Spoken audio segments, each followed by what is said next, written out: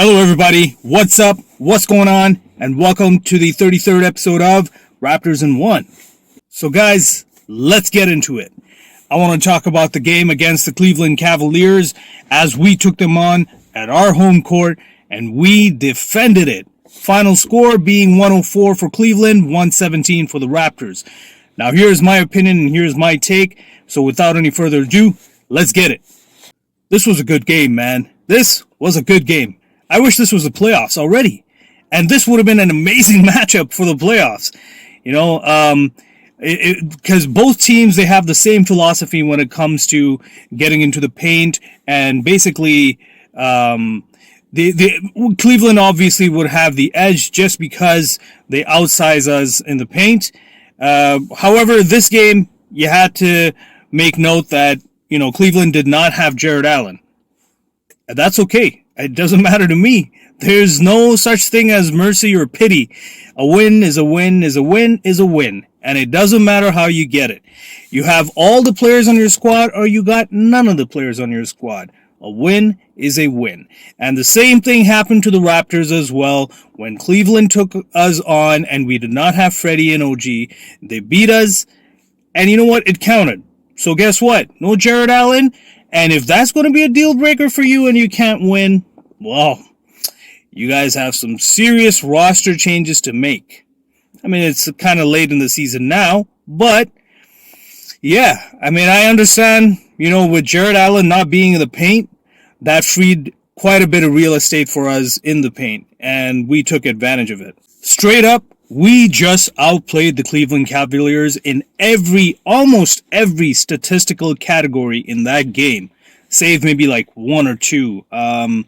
I think regardless of Jared Allen not being there, they still had the edge for points in the paint. But again, at the end of the day, if Jared Allen was there, our points in the paint wouldn't have been as close. Like we would have been, yeah. I'll admit it. Jared Allen, he definitely does clog the paint. And then, of course, you have Evan Mobley as well. You know, they have some big bodies there, you know. So, yeah. But I got to say, we did what we had to do.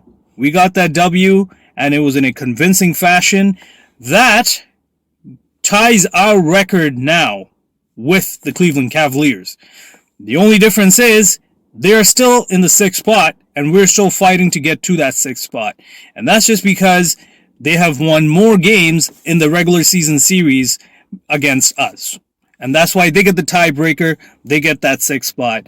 But that's okay. We still have a few more games to go. I feel like this race for essentially better seeding in the playoffs, and when I say better seeding, I mean anywhere from the 5th to the 10th spot, is going to be a tight race right up until the end. You know, and I feel like, most of the competition is going to be in 5, 6, 7, and 8. That's what I think. I feel like it's going to come down literally to the last game of the season. And, or maybe injuries, who knows? You know, it's always unfortunate to lose players to injuries, but if that happens, that could very well determine, that could either help us or that could hurt us. Hopefully, we do not get any injuries because we've been riddled with either COVID protocols or injuries all season long. And to have a record like we do right now, we've definitely played beyond even my expectations. I was thinking we're more of a barely making the play-in tournament kind of team. But considering we didn't have Pascal for first half, like half of the first half of the season, and we didn't have OG consistently, we didn't have Freddie consistently.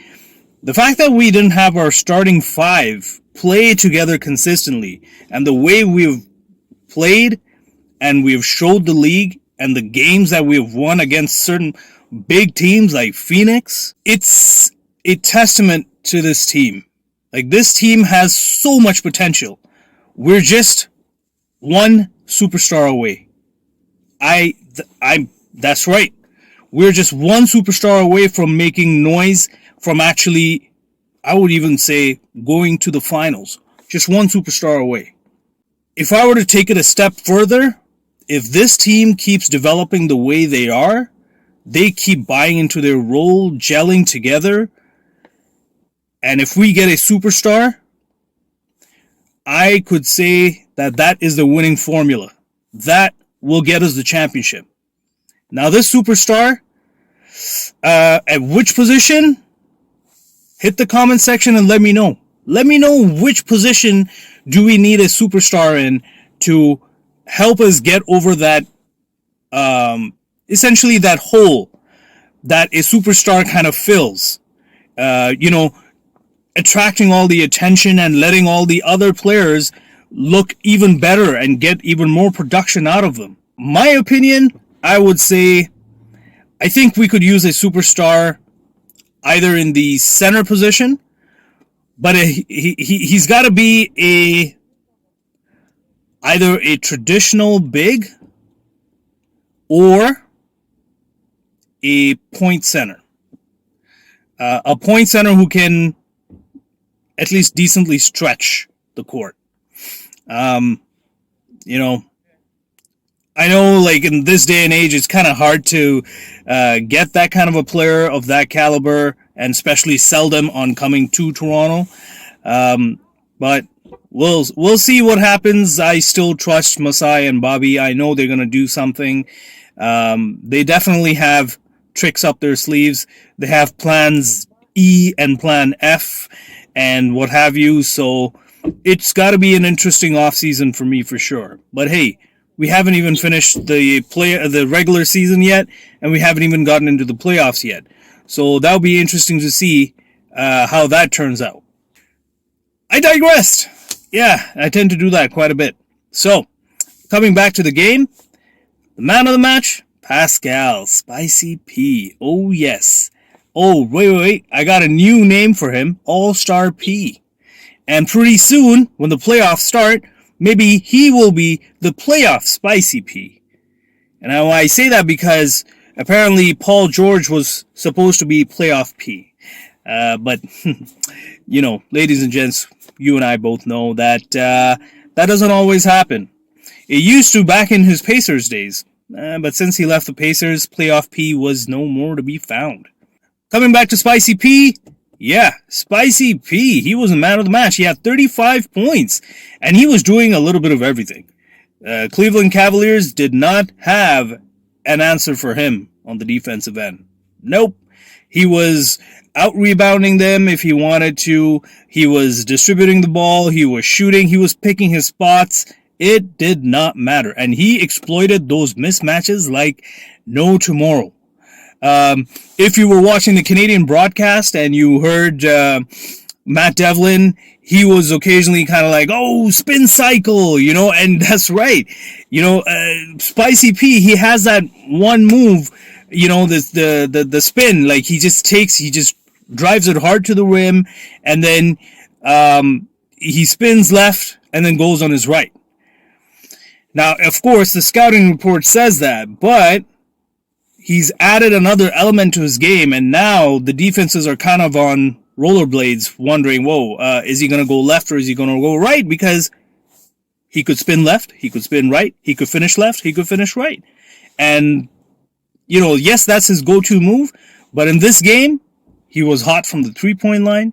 He was hitting those 17, 18-footers. Didn't matter. He was unstoppable. Oh, we got OG back. Yes, finally. Finally, we had something close to a full starting five squad. And it was great. It was great. He didn't have that great of a game, but he still shot 50% from the three-point line. So that was a good sign. And of course, I wasn't expecting him to have a great game anyway. He's coming back from an injury. So we'll see how it goes. But glad to see him back, and hopefully he should have just enough games before the playoffs to turn it around and get back to the old OG that prior to the injury. Freddie was back too, and he had a pretty decent game. It wasn't too bad. Of course, he locked in heavy minutes, man, and that's my concern. That I wish they can start managing his minutes a little more. I know they were managing his, what are they calling it now? They don't call it load management because that was for Kawhi. For him, it was more of an injury management. I believe that's what maybe you guys can hit the comment section, let me know what the term was, but if I can remember, I believe it was injury management. So, yes, he wasn't playing in back-to-backs. I think, unfortunately, because of the seeding, and because I believe the Raptors organization, they don't want to be in the play-in tournament, they just want that playoff seeding, and if they're going to try to go for that 6th spot, it'll all depend on how many games are left, and how our seeding is, and if the 6th spot is guaranteed for us before the season ends, I can see Freddie getting either some limited minutes or just games off altogether. Which means, hopefully if Malachi comes back, he can start getting a few more games in before that playoffs, because we need him to give Freddie some rest, some much needed rest. He needs to be that backup point guard. The Raptors bench, they were great. They showed up, man. Oh, Thaddeus Young, he had a pretty good game. He had some decent plays, defensive end. He had some good plays on the offensive end as well. I can see now he's starting to get used to what the Raptors are expecting from him. And just to kind of, he's starting to get a feel of where everybody is too. And you know what? He's a veteran. He's a proven veteran, and he's going to keep his cool. We can't expect him to be the answer off the bench. We can't expect him to be bolstering the bench right away as soon as he comes to the organization. It's going to take time, but he's a smart man. He's a veteran. He's figuring it out. Let's give him some time. At the end of the day, if he can show up for the playoffs, that's all we need. That is all we need. He's already doing everything off the game for the bench, and I can see it. There's a notable difference since he's come to the organization. Players like Precious, players like Chris. I mean, Chris was already kind of improving a bit, but even now he's gotten even more of a boost. So he's definitely saying and doing some of the right things, that he's being that locker room guy, especially for the bench, because the bench was our biggest problem before the All-Star game, and of course before we got Thaddeus Young. And now it seems like it's coming around. Precious had a decent game. He did exactly what he needed to do to get the W, and that's what we need. We don't need for him to be the guy, but he's that perfect complementary piece who has the potential. He has the potential. It's gonna take some time, but he's stepping in the right direction. I can see he understands the scheme, the offensive scheme. He understands the defensive scheme. He was already a good defender, but he's getting even better. It's the offensive side, and now he's starting to open up that game a little bit. I think he's probably 2 seasons away from being a potential all-star. 2 seasons. I give him 2 seasons for that. Chris Boucher, oh man, like he stepped into another gear. Like, this was his game, and of course, without Jared Allen, he was able to do the things that Chris Boucher typically does. Get those hustle plays, get dirty on the glass, get those dirty points inside, and occasionally, if the 3 points going, right? So he was making the right reads, making the right cuts, cutting in at the right time, and his teammates were finding him. Pascal was finding him. Thaddeus Young was finding him. Almost everybody was finding him, but that's because he's the way he's moving off the ball and he's making himself available. His teammates are recognizing it, and again, it all boils down at the end of the day to buying into your role, understanding what the scheme is, whether it's on the offensive end or the defensive end, and of course, chemistry. Chemistry is the biggest thing. We have got it. We have developed it over the season, and it's only looking better. So, this was a solid win. We won this game. We're moving forward. Our next matchup is against the Pacers. Again, let's not go by the record, guys. We got to get this win. I would say up until the end of the season, we got to get all the wins. All the games matter, especially if we want to be in that 6th spot. All the games matter. The game that I'm really looking forward to is the game after the Pacers, and that's on Monday night. That's against the Boston Celtics. This team has been hot. This team is, and typically we have excellent games against the Boston Celtics. It's a classic matchup, a classic rivalry that we've developed over these past 2-3 seasons, and it's going to be a fun game to watch. And I gotta say, welcome home. You're coming into Toronto's hometown, and we've got full capacity now, or at least close to full capacity. We've got our loyal fans behind us. It's gonna get loud. It's gonna get rowdy. And you know what, Marcus Smart, you better watch it, son. You better watch it. If you do any dirty plays like you did against the Golden State Warriors, against Steph Curry, against Clay, yeah, man, we gotta get blood on this guy. We gotta take some flesh off of him. Pound for pound? No. It's not pound for pound flesh.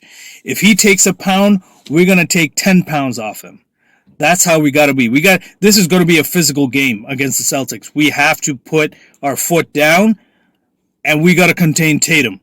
If we can do these, we're gonna get that W. That's all I got, guys. Hit the comment section. Let me know what you guys think. And of course, hit the thumbs up button. Don't forget to hit the subscribe button if you like my content. I've got more content as well. So until next time, I'm out.